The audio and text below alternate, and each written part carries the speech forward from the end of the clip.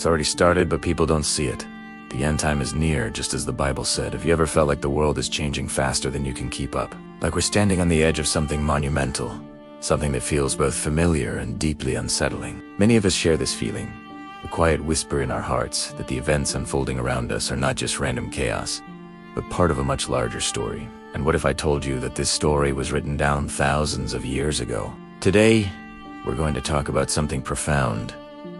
Biblical prophecy, not as a tool for fear or predicting exact dates, but as a lens through which we can understand our present moment. It is a fascinating thought that the ancient scriptures might hold a key to making sense of the headlines we read every day. The Bible isn't just a collection of historical accounts or moral tales. It's also a book filled with prophetic writings that describe a future time, a time that, to many, looks remarkably like our own. Let's consider what the Bible says about the end times. It doesn't paint a picture of a single, sudden event, but rather a series of signs, a convergence of trends that would signal a new chapter in human history. Jesus himself, in Matthew chapter 24, spoke about this. His disciples asked him, "What will be the sign of your coming and of the end of the age?" His answer wasn't about one dramatic moment, but about a pattern of events. He said, "You will hear of wars and rumors of wars." Does that sound familiar? Turn on the news any day of the week,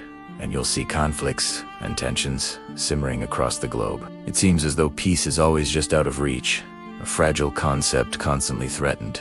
Jesus also mentioned that nation will rise against nation, and kingdom against kingdom. This speaks of conflict on a global scale, but the Greek word for nation is ethnos, from which we get our word ethnic. So, it could also be interpreted as ethnic group rising against ethnic group. We see this today in the deep divisions that are tearing societies apart, the strife based on race, culture, and ideology. It's a level of polarization and internal conflict that feels unprecedented in our lifetimes, he continued. There will be famines and earthquakes in various places.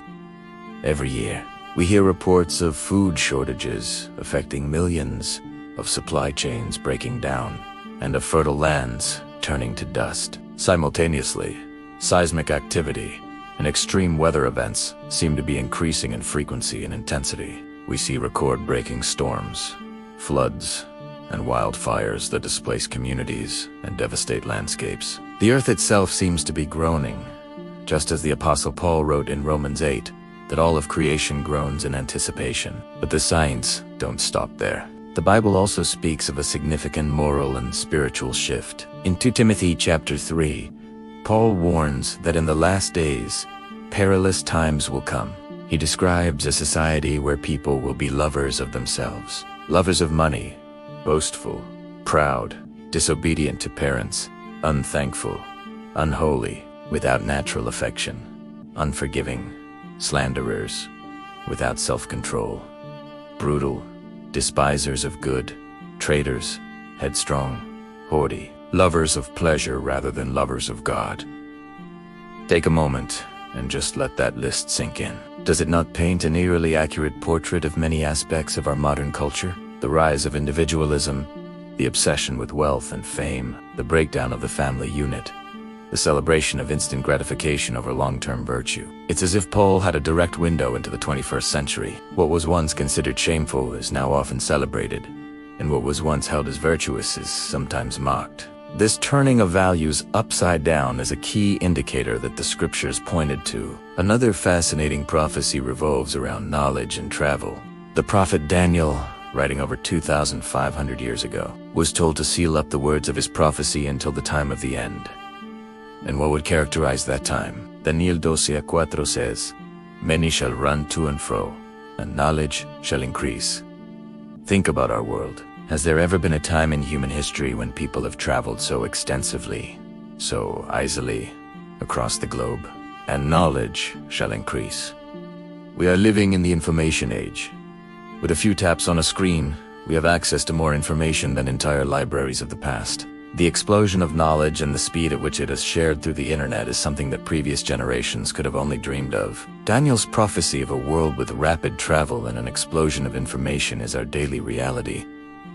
And what about Israel? The Bible is very clear that in the last days, the nation of Israel would play a central role on the world stage. For nearly 2,000 years, this seemed impossible. The Jewish people were scattered across the globe, and the land of Israel was controlled by one empire after another. But in 1948, against all odds, Israel was reborn as a nation. This single event is considered by many theologians to be one of the most significant prophetic fulfillments in modern history. The prophet Ezekiel, in chapter 37, describes a vision of a valley of dry bones coming back to life, symbolizing the restoration of the nation of Israel. This isn't just ancient history. This is a headline from our grandparents' lifetime. And ever since, Jerusalem has been a focal point of international politics and contention. Exactly as the prophet Zechariah foretold when he wrote that Jerusalem would become a cup of trembling and a burdensome stone for all peoples.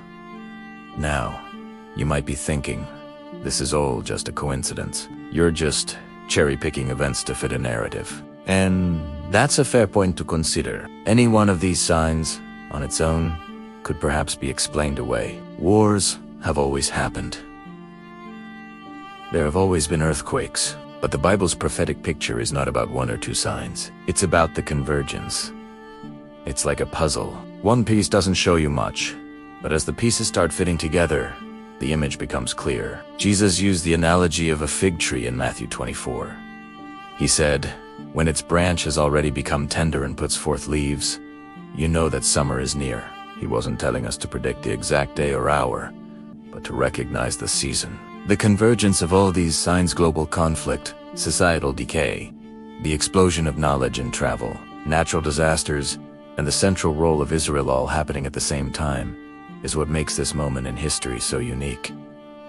It's not just one leaf on the tree. The entire tree is budding. It's a season of change, a fulfillment of prophecies written thousands of years ago that are now unfolding before our very eyes. But the incredible thing is, many people don't see it. They are so caught up in the day-to-day, so distracted by the noise of the world, that they miss the bigger picture. So, what does this mean for us? Is it a message of doom and gloom? Absolutely not. For those who have faith, the prophecies of the end times are not a source of fear, but of hope. They are a reminder that God is in control, that history is not a random series of events, but is moving toward a glorious conclusion that He has ordained. It's a call to wake up, to pay attention, and to align our lives with eternal truths. It's an encouragement that even in a world that seems to be unraveling, there is a plan and a purpose. The signs are not there to scare us, but to prepare us, to remind us to look up, because our redemption is drawing near. The story isn't over. In fact, it feels like we're just reaching the most exciting chapter. The events are unfolding, just as the Bible said they would. The question is, are we paying attention? Thank you so much for joining me on this journey through biblical prophecy today. If this topic resonated with you, I encourage you to open the scriptures for yourself and see what they have to say. Don't forget to like this video, subscribe to the channel for more content like this, and hit the notification bell so you don't miss our next discussion. We'd love to hear your thoughts in the comments below. Until next time, stay curious and keep seeking the truth.